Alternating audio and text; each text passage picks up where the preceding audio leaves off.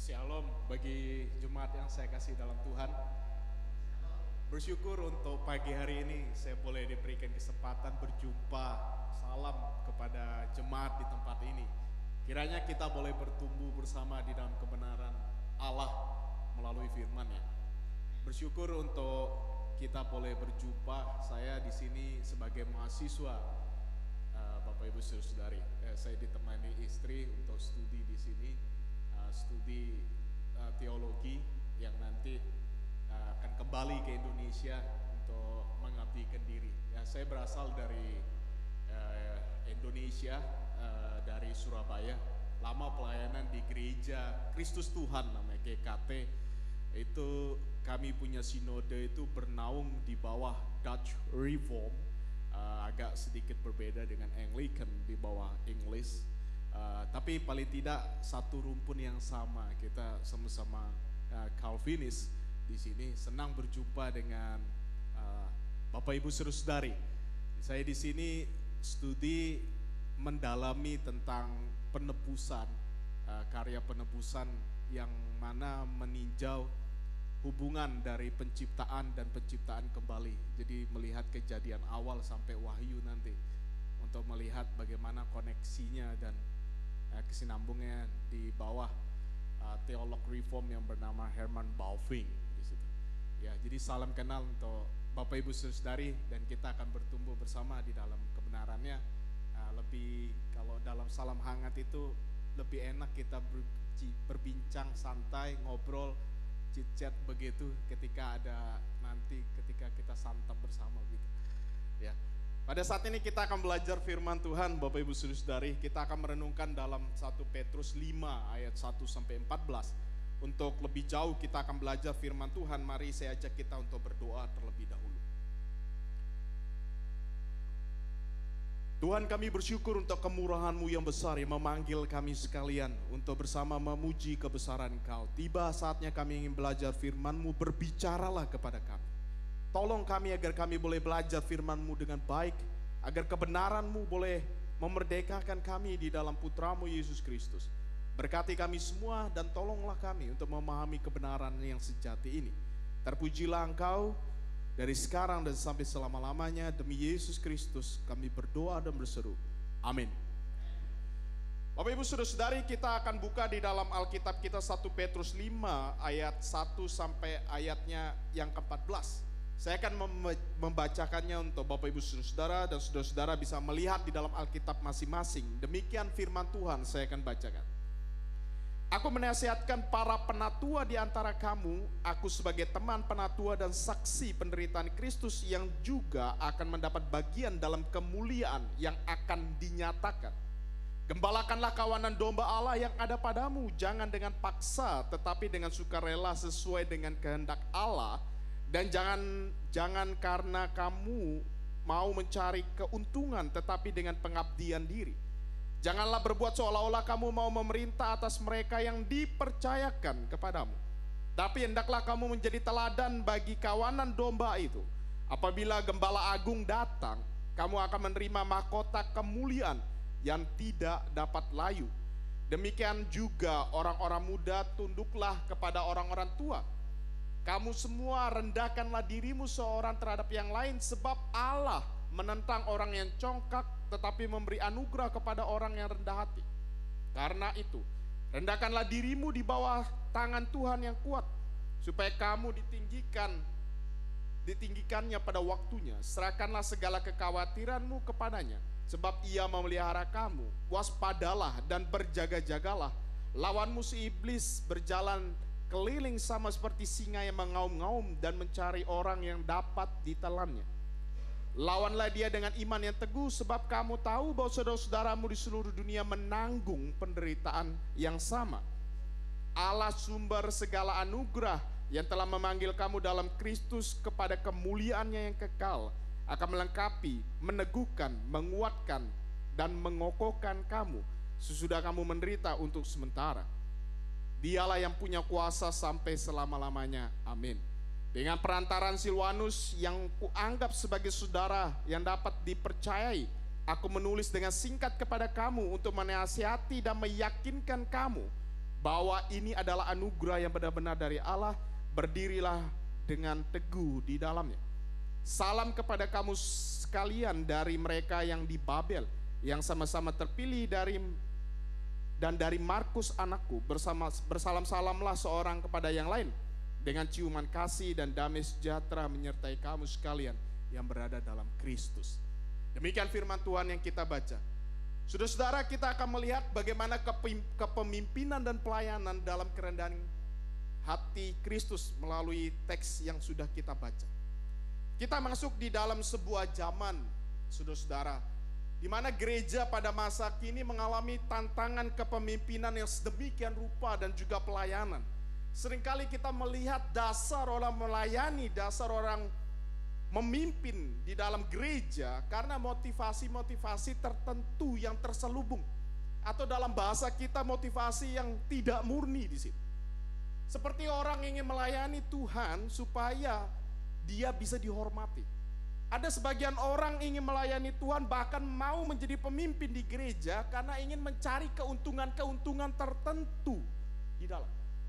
Atau sebagian orang melayani Tuhan, mau menjadi pemimpin di gereja karena dipaksa oleh paksaan-paksaan orang tertentu di dalam. Sehingga kita masuk di dalam dunia pada saat ini, kita menemukan orang-orang yang ada di gereja, yang bahkan aktif di gereja, itu tidak didasari dengan hati yang murni, yang kembali kepada Tuhan itu sendiri. Kenapa itu semua terjadi, saudara-saudara? Kita tahu bahwa dunia kita pada saat ini masuk di sebuah zaman individualisme yang begitu tinggi. Dan kita masuk juga hari demi hari tantangan hidup, kesulitan hidup yang makin tinggi. Sehingga banyak orang semakin mementingkan dirinya sendiri karena situasi-situasi yang semakin rumit di dalam hidupnya. Tidak heran orang yang ingin memenuhi kepentingannya sendiri itu juga masuk di dalam gereja. Dia ingin menguasai pelayanan gereja karena ada kepentingan-kepentingan tersendiri di dalam hidupnya yang dia hadapi di dunia hari-hari, di pekerjaan, keluarga. Dia bawa itu semua ke dalam gereja. Akibatnya, Bapak Ibu Saudara-saudari, kita menemukan pelayanan pada saat ini. Tidak heran kehilangan sukacita, kasih, serta hubungan yang renggang antar satu dengan yang lain di dalam jemaat. Dan kita akan melihat bagaimana 1 Petrus pasal 5 akan mengingatkan kita kembali arti pelayanan dan arti kepemimpinan bersama di dalam gereja. Karena kita sadar bahwa dalam 1 Petrus pasal yang kelima juga terjadi permasalahan yang serupa. Pada masa di dalam pelayanan itu, surat Petrus ditujukan kepada pemimpin gereja yang juga mengalami pelayanan-pelayanan yang didasari oleh motivasi yang salah. Mereka berada di tengah-tengah situasi yang gak gampang, banyak tekanan dari luar. Mereka ingin mempertahankan posisi tertentu strategis untuk menjadi pemimpin-pemimpin, tapi bukan untuk memperhatikan orang-orang yang mereka pimpin. Mereka ingin melayani juga bukan memperhatikan orang-orang yang mereka layani, tapi mereka ingin kembali kepada diri mereka sendiri. Mereka ingin mendapat keuntungan bagi diri mereka.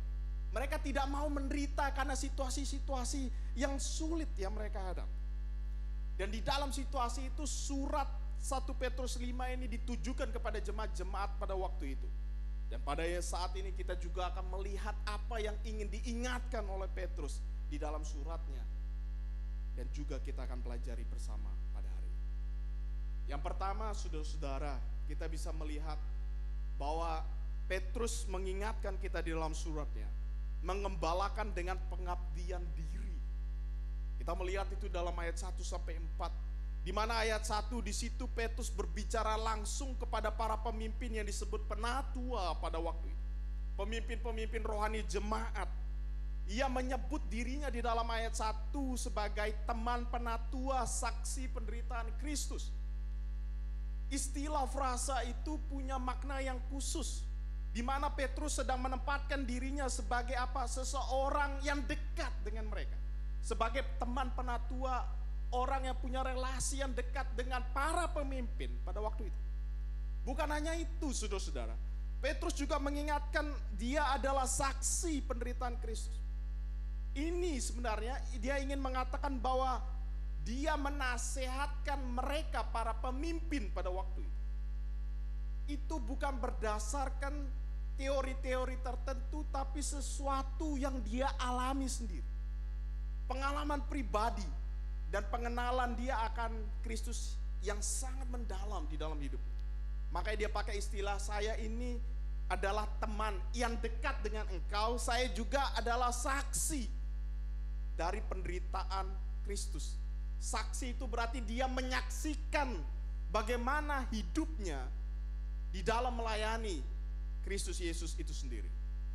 Dan kita melihat di sini Petrus menerangkan, saudara-saudara, sesuatu yang indah di sini. Petrus mengingatkan bahwa bagaimana dirinya juga adalah orang yang tidak sempurna. Dia katakan bahwa dia dapat melayani, dia dapat mengembalakan umat Tuhan bukan karena dirinya itu hebat. Tidak sedikit kita melihat kenapa orang menekankan dirinya di dalam pelayanan pada saat ini. Karena dia merasa dia lebih hebat dari orang lain. Bahkan dia ingin menguasai segala sesuatu karena dia takut kehilangan segala sesuatu yang melekat kepada diri. Dan di sini Petrus menerangkan dengan sangat detail dengan dia katakan di sana, saya ini saksi Kristus. Bahkan dia katakan di sana, dia adalah orang yang tidak sempurna, saudara-saudara. Jadi dia ingin mengingatkan kepada kita di dalam pelayanan, di dalam mengembalakan, menuntun orang lain dengan mengabdikan diri bukan karena dia layak. Dia orang yang tidak sempurna dan dia juga orang yang mengalami kegagalan dikatakan di sana. Namun dia dikatakan dia dipulihkan. Bahkan istilah dia dipercayakan oleh Kristus Yesus untuk mengembalakan domba-domba kepunyaan. Dan frasa yang kita baca di dalam 1 Petrus 5 ini mirip dengan Yohanes 21 ayat 15 sampai 17. Di mana Yesus ketika memanggil Petrus kembali, dia meminta Petrus untuk mengembalakan domba-domba. Ungkapan itu sebenarnya Petrus ingin menjelaskan bahwa dia ini orang yang tidak sempurna. Dia ini orang yang gagal. Dia ini orang yang dipulihkan oleh Allah sendiri. Sehingga dia katakan dia dapat mengembalakan umat Tuhan bukan karena dia ini hebat. Tapi dia sadar bahwa dia bisa melayani Tuhan, bahkan mengembalakan umat Tuhan itu karena kasih Kristus yang memulihkan. Di dalam kita melayani bersama saudara-saudara, bukan karena kita hebat. Terkadang kita terjebak di dalam falsafah berpikir yang keliru. Kita melayani karena saya punya kapasitas di sana. Enggak. Banyak hal di dalam pelayanan, di dalam kehidupan bersama, kita bisa jadi orang-orang yang menyakiti orang lain. Kita bisa jadi orang yang gagal di dalam hal-hal tertentu. Namun Petrus mengingatkan kepada kita di dalam teks ini, di dalam pengalaman dia sebagai saksi penderitaan Kristus. Dia menyaksikan Kristus telah mati untuk dia, bahkan sekalipun dia adalah orang yang gagal, tapi Kristus telah memulihkan dia. Dan Petrus di sini di dalam ayat yang kedua, Bapak Ibu Saudara, dia kembali mengingatkan bahwa pelayanan yang sejati itu harus lahir dari kerelaan hati. Harus lahir dari hati yang murni dikatakan di situ. Bukan karena paksaan, bukan karena kewajiban. Sehingga ayat 2 dia tegaskan di sana. Ia mengingatkan para pemimpin penatua, pemimpin gereja pada waktu itu. Tidak menjadikan pelayanan sebagai sarana untuk mencari keuntungan pribadi. Dia sadar bahwa para pemimpin dengan segala kesulitan pada waktu itu ingin menyelamatkan diri mereka, ingin menonjolkan diri mereka. Namun dia ingatkan mereka di dalam ayat kedua, engkau melayani itu bukan karena dirimu, bukan karena paksaan situasi tertentu, bukan karena kewajiban, dia katakan di situ. Tapi hati yang lahir karena pengenalan akan Kristus Yesus. Bahkan dia katakan kepada para penatua pada waktu itu, penatua Jangan sampai menjadikan pelayanan itu untuk keuntungan pribadi. Baik materi, status, pengaruh, terutama di tengah situasi yang tidak pasti dalam penderitaan itu. Dia katakan engkau melayani itu harus dengan kesadaran. Engkau melayani bahwa dengan hati yang tulus di situ, bukan karena dirimu, tapi karena kasih Kristus yang ada di dalam hidupmu. Oleh karena itu dia ingatkan Bapak Ibu Saudara di dalam ayat yang ketiga di situ. Petrus menolak dengan gaya kepemimpinan otoriter yang menindas, yang hanya peduli kepada dirinya, bagaimana kebenaran menurut dia. Dia ingatkan para penatua pada waktu itu. Tapi dia katakan apa? Dengan keteladanan, ayat ketiga itu. Ia tegaskan bahwa pelayanan yang mengabdikan diri kepada Allah itu berbicara tentang bagaimana sebuah aksi hidup. Bagaimana meneladani seseorang untuk memahami Kristus itu seperti apa. Dan bagaimana karya Kristus di dalam hidupnya untuk menyaksikan itu semua kepada dia. Dan di sana Petrus mengingatkan bahwa pemimpin yang setia akan menerima mahkota kemuliaan dari Kristus Sang Gembala di dalam ayat keempat. Dan Kristus itu sendiri telah memberikan teladan pengorbanan yang sejati. Dalam Yohanes 10 ayat 11 dia katakan, Kristus telah mengorbankan nyawanya untuk kita. Mengapa kita mementingkan diri kita sendiri? Mengapa kita hanya peduli kepada diri kita? Bapak Ibu saudara-saudari yang saya kasih dalam Tuhan, saya tahu di dalam pelayanan itu tidak mudah. Orang berdosa itu seringkali mementingkan dirinya. Dia gak peduli orang lain. Kalau saya tanya kepada Bapak Ibu saudara-saudari pada saat ini, kalau terjadi gempa bumi pada saat ini, dan bangunan ini akan runtuh, kita pasti rebutan keluar ya. Kalau menurut Bapak Ibu kasih gak hamba Tuhan duluan keluar? Wah, ketawa semua. Ketawa itu bisa dua arti, positif dan negatif. Tapi terkadang naluri orang berdosa akan mementingkan dirinya sendiri. Itu manusia yang rusak oleh dosa. Sehingga kita jangan heran di dalam dunia modern pada saat ini, orang melayani hanya penting dirinya. Makanya jangan heran piramida Abraham Maslow itu, dia katakan yang paling tinggi, puncak dari kehidupan manusia itu aktualisasi diri. Manusia tuh ingin aktualisasi diri, ingin dihargai, ingin dipuji. Dan itu masuk di dalam pelayanan. Dan Petrus di sini mengingatkan, bukan hanya zaman sekarang, zaman pada waktu itu juga. Orang-orang melayani karena faktor-faktor demikian. Sehingga dia katakan pada saat ini pelayanan itu bukan hanya berbicara tentang otoritas, bukan berbicara tentang kepentingan diri sendiri, tapi pelayanan itu soal pengabdian diri, memberikan diri untuk orang lain. Bagaimana kita memberikan diri untuk orang lain, berarti kita memberikan teladan kepada orang lain. Sehingga tadi pertanyaan saya sederhana, kalau ini runtuh, mau gak kasih hamba Tuhan keluar? Sulit bagi kita. Mungkin bagi kita jangankan hamba Tuhan, pasangan saya aja kadang lupa, kalau udah runtuh ini lari semua, kabur duluan. Itu automatically natur manusia yang rusak oleh dosa ini. Sama di dalam pelayanan juga seringkali orang menyalahgunakan otoritas, menuntut orang lain tapi dirinya tidak pernah mau dituntut. Memaksa orang lain tapi tidak pernah mendorong diri untuk maju. Sehingga salah satu teolog yang bernama John Stott, Bapak Ibu Saudari, mungkin bisa dibantu karena oke. Dia melihat di dalam 1 Petrus pasal yang kelima, dia katakan bahwa para pemimpin itu memimpin dan melayani. Wewenang yang digunakan oleh pemimpin Kristen untuk memimpin umat bukanlah kekuasaan, dia kata, melainkan kasih. Bukan paksaan untuk membawa orang dengan segala kekuatan militer, tapi melainkan keteladanan, dia kata. bukan dengan sebuah ancaman, tekanan, melainkan persuasi yang rasional. Bagaimana orang bertukar pikiran, bagaimana orang memberikan sumbangsi di sana, bagaimana orang berdialog di sana.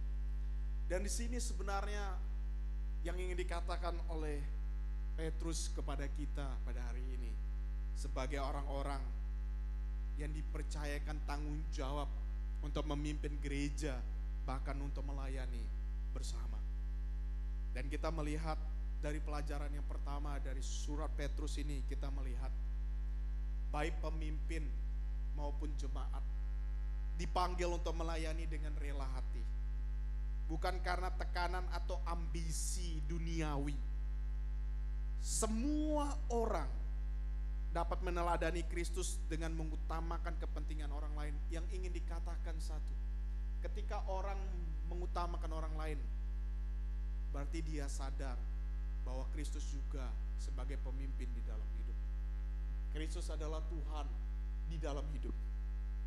Sehingga kalau Bapak Ibu tidak menjadikan Kristus segala-galanya di dalam hidup Bapak Ibu, dia bukan Tuhan sama sekali dalam hidup Bapak Ibu. Ketika Bapak Ibu menjadikan dia Tuhan di dalam hidup Bapak Ibu, berarti dia segala-galanya di dalam hidup Bapak Ibu. Dan Bapak Ibu tidak lagi melihat diri Bapak Ibu, tapi Bapak Ibu melihat Kristus dan melayani orang lain demi kemuliaan namanya. Sama seperti Kristus gembala yang baik, sebagai pemimpin yang sejati, ia telah mengorbankan nyawanya melayani kita sekalian yang penuh dengan keterbatasan, yang penuh dengan kegagalan, bukan untuk mencari keuntungan, tapi dia berikan semua itu secara total kepada kita. Kenapa kita melayani hitung-hitungan Bapak Ibu? Dan disinilah Petrus mengingatkan kepada kita, di dalam melayani bersama, kita perlu mengabdikan diri kita sebagaimana Kristus telah memberikan dirinya untuk kita. Dan yang kedua Bapak Ibu dari surat Petrus yang kita baca bersama, kita melihat bagaimana melayani dan bagaimana memimpin di dalam kehidupan bersama di gereja. Petrus mengingatkan kita dapat berdiri kuat untuk hidup bersama, untuk melayani, itu dengan kerendahan hati, dia katakan. Di dalam ayat 5 Petrus menekankan kerendahan hati antar anggota jemaat tanpa memandang usia. Bapak Ibu bayangkan diajak bersama pada waktu itu untuk saling menghormati, baik yang tua, yang muda, yang masih anak-anak, untuk sama-sama menghormati dan melayani. Bukan karena merasa lebih unggul dari orang lain. Terkadang kita merasa yang lebih muda punya pikiran yang lebih cerdas, yang lebih fresh daripada yang senior. Kita kurang respect terhadap yang senior. Termasuk juga yang senior kadang berpikir bahwa yang muda ini belum punya pengalaman, sehingga jangan diberikan kesempatan untuk bertukar pikiran di dalam pelayanan. Kita juga seringkali mendiskreditkan anak kecil. Kita merasa dia nggak layak untuk bisa melayani, belum cukup usia. Sehingga di sini Petrus mengatakan kepada kita semua, siapapun kita, baik muda, baik tua, baik anak-anak, dia kata, kita semua harus saling respect dan saling melayani satu dengan lain. Karena disitulah dia katakan tercipta komunitas yang harmonis dan penuh kasih. Dia katakan itu semua bisa terjadi, saudara-saudara, karena kerendahan hati. Kerendahan hati itu apa yang dia maksud? Kerendahan hati itu bukan karena kita hebat, bukan. Kerendahan hati itu bukan karena kekuatan kita mengupayakan untuk mendapatkan. Tapi Petrus menggunakan istilah yang unik di sini. Kerendahan hati adalah jalan, dia katakan, untuk apa? Mensyukuri kasih Allah dan menghidupkannya dalam kehidupan kita. Maksudnya apa Bapak Ibu? Maksudnya begini, kerendahan hati itu lahir karena apa? Karena dia tahu bahwa Allah sudah memberikan segala-galanya dalam hidup. Tidak ada satupun yang Allah tidak berikan di dalam hidup kita. Oleh karena itu, kita memberikan diri kita untuk merendahkan hati kita di hadapan. Karena apa? Karena itu rasa syukur kita kepada Allah yang luar biasa. Salah satu buku yang ditulis oleh Timothy Keller yang berjudul The Prodigal God, itu diterjemahin baik Bapak Ibu. Itu Allah itu adalah Allah yang boros. The prodigal itu dia pakai istilah terminologi di situ untuk menjelaskan Allah itu Allah yang boros. Maksudnya apa Allah boros itu? Allah itu memberikan segala-galanya, dia nggak pikirkan keuntungan bagi dia, kata Timothy Keller. Allah berikan segala-galanya, dia nggak hitung-hitungan, dia nggak cuan sama sekali. Allah itu boros, dia berikan semuanya tanpa dia pikir sama sekali apa yang bisa dia dapatkan dari pemberian dia. Dan itu digambarkan bahwa Allah memberikan semuanya itu kepada kita. Dan kerendahan hati itu lahir oleh karena kita sadar kita sudah diberikan segala-galanya oleh Allah. Dan dengan rasa syukur itu kita berkata, "Oh Lord, I give you my heart." Aku berikan hatiku padamu. Bukan karena diriku, tapi karena Engkau semata. Sehingga kalau mau hidup harmonis Bapak Ibu, itu sama-sama tidak ego satu dengan lain. Saya tanya di sini yang sudah nikah lama siapa Bapak Ibu? Oh, sudah nikah lama. Biasa kalau tengkar itu apa yang terjadi? Nah, ini Bapak Ibu yang sudah nikah lama, sering tengkar nggak? Oh, sudah jarang. Sudah jarang tuh ada dua kemungkinan Bapak Ibu. Entah nggak mau tegur sapa supaya nggak ribut, atau betul-betul bisa mengendalikan diri. Yang sering kali jadi pertengkaran hebat itu Bapak Ibu, karena sama-sama egonya tinggi. Sama-sama kita tuh punya kepentingan pribadi. Misalnya istri nggak suka suami itu taruh sepatu sembarangan. Wah, ketawa semua. Mungkin terjadi itu, saya tidak tahu. Terkadang istri ingatkan, jangan taruh sepatu ini sembarangan. Tapi suami suka taruh sembarangan. Kalau ribut, sama-sama ego tinggi lagi. Sama-sama gak terima. Bapak Ibu, kadang kita perlu belajar untuk rendah hati, bersyukur. Tuhan sudah berikan pasangan itu terbaik bagi kita. Amin ya. Kalau istri masak keasinan jangan marah Bapak Ibu. Ya sudah, rasakan itu enak, puji Tuhan gitu. Kadang kita tuh protes saja. Kalau nggak dimasakin kita kelaparan kan. Kenapa nggak bersyukuri yang rasa asin itu daripada kita protes nggak ada makanan gitu.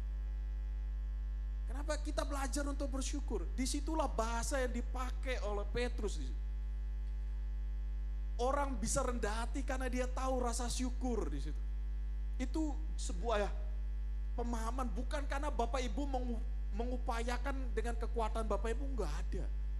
Tapi sebuah konsep yang dasar bagaimana mensyukuri. Hidup ini perlu dengan rasa syukur. Sehingga ayat 8 dia katakan begini Bapak Ibu. Dia tekankan pentingnya berjaga melawan iblis si jahat, dia katakan. Kerendahan hati dia katakan itu dasar bagaimana seseorang untuk berjaga melawan si iblis, dikatakan dalam ayat 8. Kerendahan hati dan kewaspadaan saling melengkapi. Seperti terlihat kalau kita lihat Bapak Ibu, sebenarnya di sini Petrus ingin mengajak kembali kita melihat bagaimana kejatuhan Adam dan Hawa. Bapak Ibu tahu kenapa Adam dan Hawa jatuh di dalam Kejadian ketiga? Iya betul, dia makan pohon itu. Tapi kalau Bapak Ibu lebih jauh lagi, ada seorang teolog yang bernama Karl Barth. Dia jelaskan kenapa Adam dan Hawa jatuh di dalam Kejadian pasal yang ketiga, itu dikarenakan karena apa? Rasa sombong kepada diri mereka. Bapak Ibu ingat dikatakan ketika mereka diperintahkan Adam dan Hawa, jangan makan buah itu, nanti engkau tahu yang baik dan yang jahat. Bapak Ibu, kalau Bapak Ibu kritis berpikir, buat apa tahu yang jahat kalau segala sesuatu sudah baik, betul ya? Kalau Bapak Ibu lihat Kejadian 1, Kejadian 2 dikatakan ketika Allah menciptakan segala sesuatu dikatakan apa? Baik, baik, baik, sangat baik.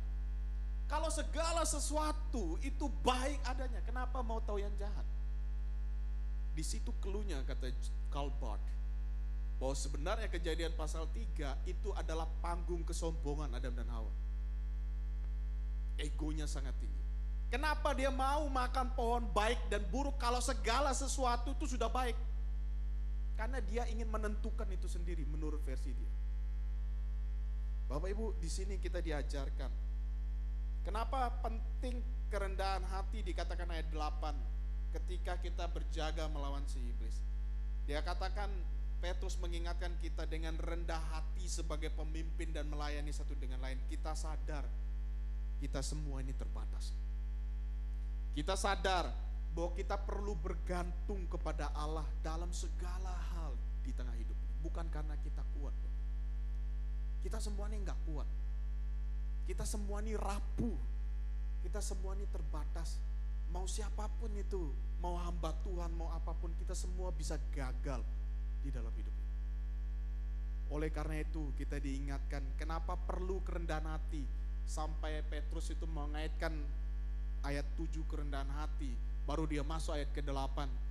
Kenapa kerendahan hati itu punya signifikan yang penting melawan si jahat.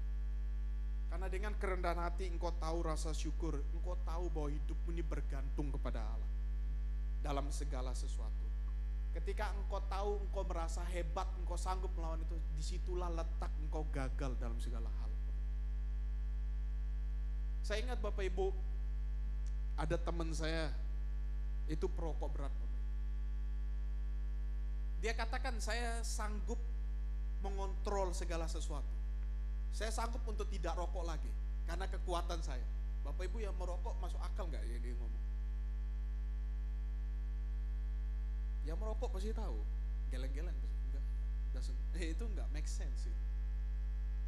Semakin dia sadar dia kuat Bapak Ibu, semakin dia gagal di situ.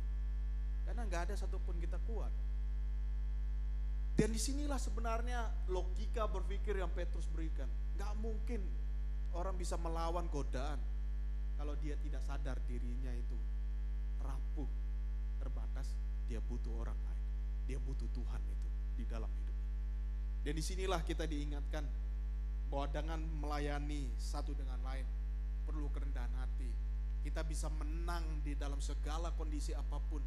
Karena kita sadar, kita terbatas dan kita menggantungkan hidup kita kepada Tuhan itu sendiri. Dan Petrus mengatakan begini Bapak. Iman itu adalah dasar dari hidup kita ayat 9. Iman itu membuat kita itu berserah kepada Allah dan hidup saling menguatkan di dalam komunitas kita bersama. Karena hidup kita bukan fokus kepada kita, tapi fokus kepada Allah itu sendiri. Sehingga iman itu bukan sekedar knowledge. Iman itu bukan sekedar agreement. Iman itu mencakup knowledge, agreement, dan surrender. Karena iman itu sebuah kesatuan yang utuh dari pengetahuan. Engkau tahu siapa Allah. Engkau setuju bahwa Allah itu adalah Allah yang benar. Dan engkau memberikan hidupmu sepenuhnya kepada Allah yang benar. Itulah iman yang ingin dikatakan oleh Petrus di dalam ayat 9. Dengan dasar itulah engkau berkata bahwa Allah adalah segala-galanya dalam hidup. Allah bukan prioritas utama Bapak Ibu, bukan. Kalau Bapak Ibu jadikan Allah prioritas utama, berarti prioritas kedua, ketiga, Bapak Ibu tidak pernah mengutamakan dia. Allah itu adalah segala-galanya di dalam hidup Bapak Ibu. Sehingga seorang teolog bernama Abraham Kuyper, dia katakan, kalau Allah bukan segala-galanya dalam hidupmu, dia sama sekali bukan Allah dalam hidup. Engkau menjadikan dirimu sendiri adalah Allah. Dan itu bahaya sekali. Bagaimana bisa hidup bersama kalau demikian Bapak Ibu. Sehingga kita perlu belajar untuk saling merendahkan satu dengan yang lain. Merendahkan hati kita. Sehingga seorang tokoh yang bernama Bonhoeffer, dia katakan begini. Gereja itu hanya menjadi gereja ketika gereja itu ada untuk orang lain. Kalau gereja itu ada untuk dirinya sendiri, itu bukan gereja sama sekali. Gereja itu bukan untuk mendominasi tertentu, kondisi tertentu, menguasai segala sesuatu. Tapi gereja itu ada untuk membantu dan melayani satu dengan yang lain. Oleh karena itu Bapak Ibu Saudari, ketika kita berkumpul menjadi satu di sini, kita hadir sebagai satu tubuh di tempat ini.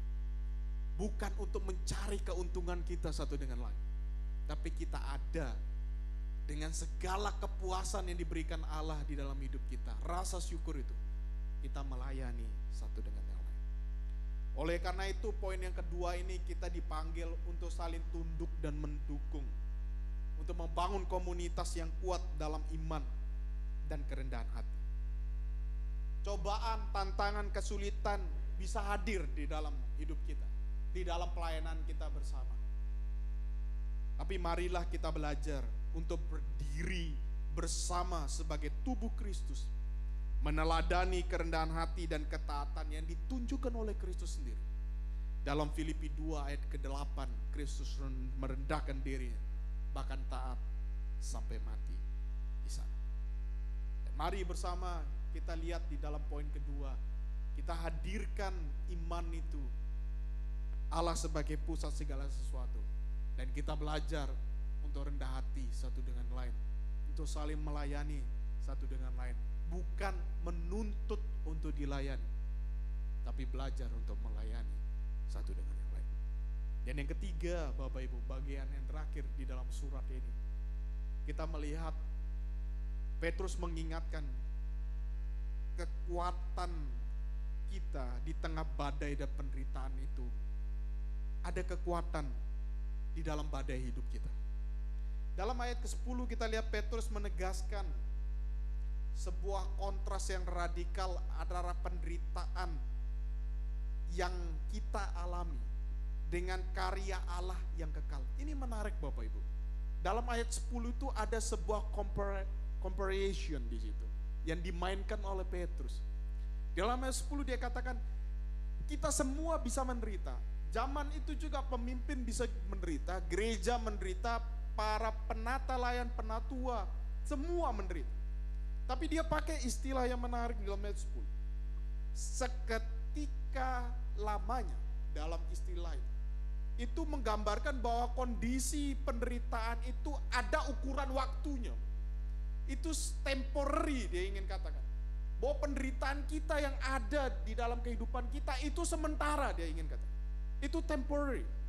Itu bukan bersifat kekal, dia katakan.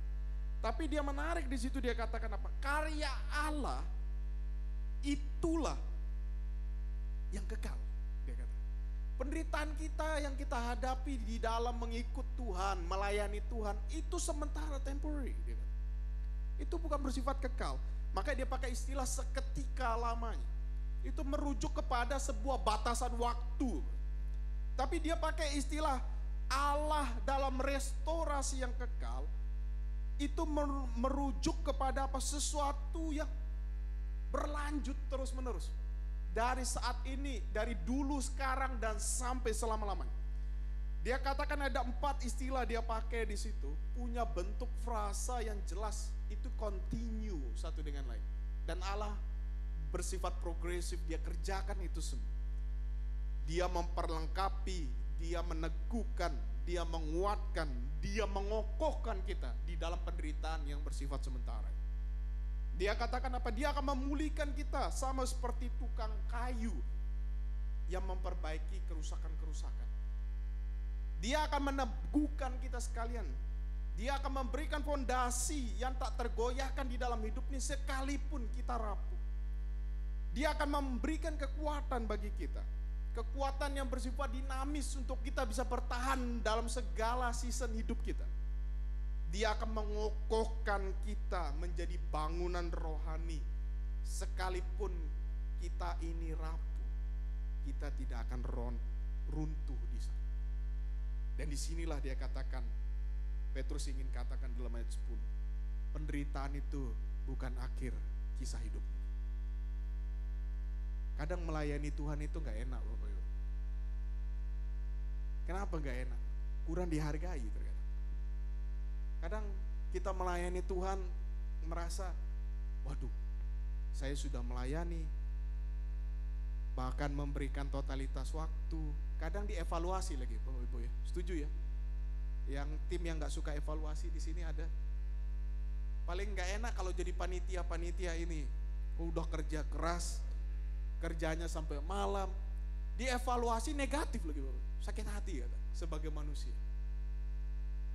Kadang nggak ada yang hargai kita, kadang nggak ada yang tahu di mana pengorbanan kita nggak tidur semalaman untuk mempersiapkan segala sesuatu. Kadang juga melayani Tuhan kita mengorbankan hal-hal yang kita sukai. Tapi Petrus ingin katakan, apapun yang kau alami, jangan kau kejar itu semua. Yang kau alami itu sesuatu yang tidak kekal. Tuhan tahu apa yang kau alami.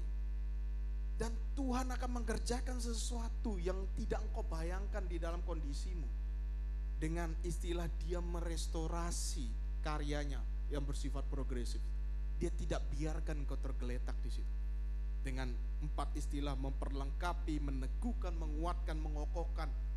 Yang punya frasa sama merujuk kepada karya Allah yang kekal. Dia tidak akan membuang engkau. Your story itu adalah part dari kisah yang lebih besar. Kisah yang lebih besar yang Allah sedang kerjakan di dalam dunia ini dan di dalam hidup. Ketika engkau merasa, Tuhan kok saya ini sulit, saya sudah mimpin, gak ada yang tadi yang main musik sampai mimpin, waduh itu hebat ya. Saya bisa bayangin itu gimana sambil tangan sambil mulut bisa kerja bareng, itu multitasking sekali. Kalau saya disuruh gitu mungkin gak bisa. Multitasking, Bapak Ibu. Kadang sudah kayak begitu gak direspek lagi sama orang, gak dihormati. Masih aja dicerca, itu manusia. Udah berikan segala sesuatu, kita ngalami segala hal, bahkan orang gak ngerti. Tapi dikatakan Tuhan tahu apa yang kau alami. Bahkan di dalam ketidakmampuan engkau, Tuhan akan memampukan engkau.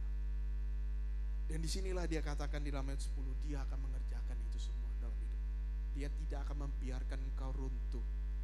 Kalau dalam bahasa Alkitab, dia tidak akan membiarkan engkau tergeletak. Dia akan mengangkat engkau ketika engkau terjatuh. Dan disitulah ingin Petrus bandingkan sebenarnya paradoks salib.